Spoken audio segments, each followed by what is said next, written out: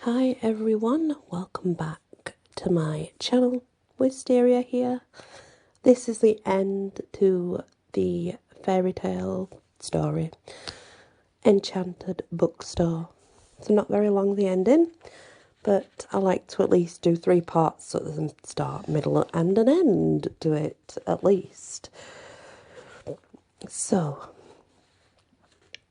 as the shopkeeper sat at the desk, hugging her cat, she fell into her own memories, something that she'd never really done before. The shopkeeper's name was Annalise, and her story takes place 30 years ago. It was a very, very rainy and stormy night. Lightning, thunder. The rain was hitting the ground so very hard, making the floors slippery and wet, as it would. Annalise and her boyfriend David had gathered enough money to finally take themselves off to college. It's something they had been saving to do for quite some time. So they decided to have a party with friends. They wanted to celebrate the accomplishment that they'd achieved, doing it all by themselves. No help from family. This was something they did by getting a job and saving their own money. They played games, watched a DVD at a friend's house as the gathering went. Early morning, still raining and stormy, they drove home together.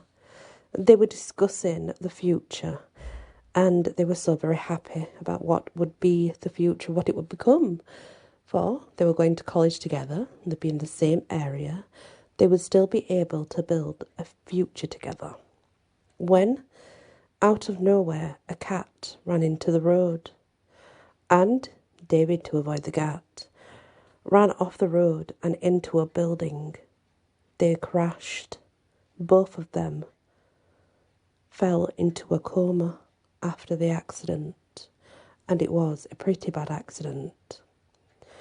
Annalise made it through the accident. Though in a coma, she did come round in hospital, but unfortunately, her beloved David did not, and he had left her forever. She was absolutely heartbroken and had no idea what she would do with the rest of her life. She was in complete and utter grief. When she returned home from the hospital from that day forth, she gave up on college, she gave up on her dreams, and every day she began to drink the pain away, numbing it. The drink did what it needed to do, but when it had gone out of her system, the memories came back, so she drank again. One day, as she stared onto her balcony, a cat appeared. This was very odd for a start, because the balcony was at least 3 stories high. For the cat to get to her balcony, well, it must have climbed up some balconies before hers, maybe even come down some. She wasn't sure.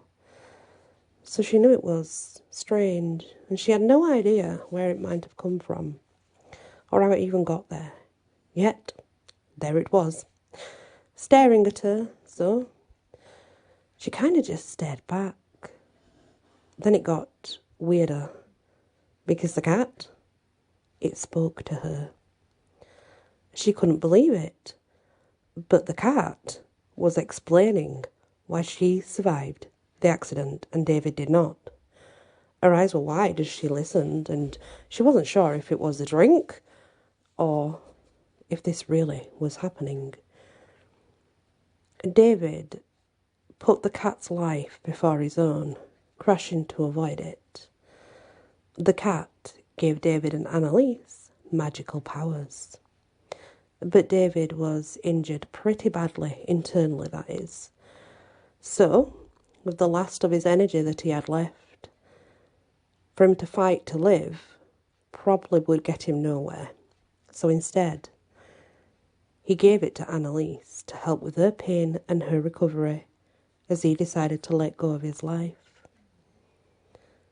This is where she realised he had given his life for hers, and she'd been wasting it away, drinking and being miserable and grieving constantly.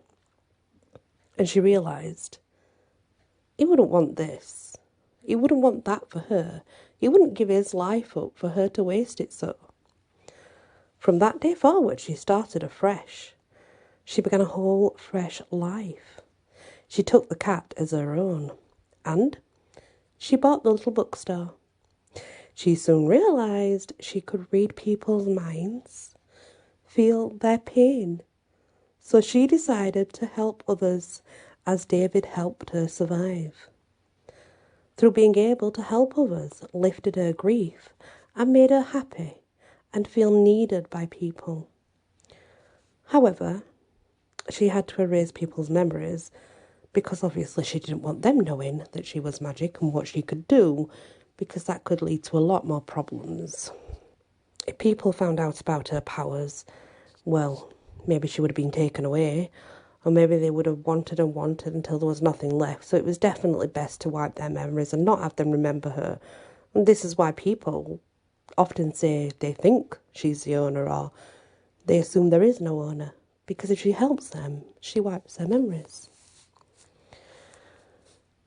Afterwards, they would never remember anything, but they would maybe dream of her. But she did not care if she was remembered in that way. That didn't make a difference to her. The cat never spoke again, by the way, after that. She knew David, though, would be proud of her and her accomplishments thus far. Suddenly, she began to remember all the sweet memories, which made her cry. And of course, she still really missed David so very much. And all of a sudden, she was startled by the bell at the bookstore, right at the door. And she looked down and she realised she'd been crying into a book. She put the book away. The cat looked up at the bookstore door, and a man who looked just like David walked into the bookstore with a smile. Now, the story is over, and it's your turn. Did David return? Was it him? Was it someone similar? Did she put people in books, or was it real life? Did she place herself in a book at the end, or was it real? That choice is yours. You choose how it should be and what you believe the story is, because you have an imagination. So why not? The end.